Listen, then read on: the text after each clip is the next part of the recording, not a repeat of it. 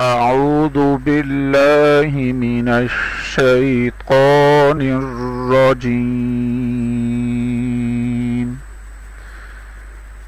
بسم الله الرحمن الرحيم. قل أعوذ برب الناس،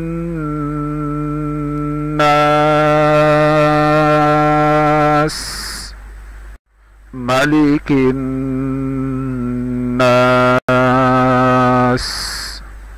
إله الناس،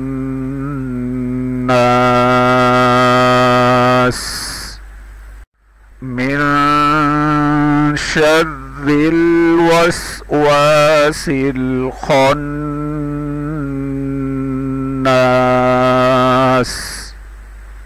الذي يوسوس في صدور الناس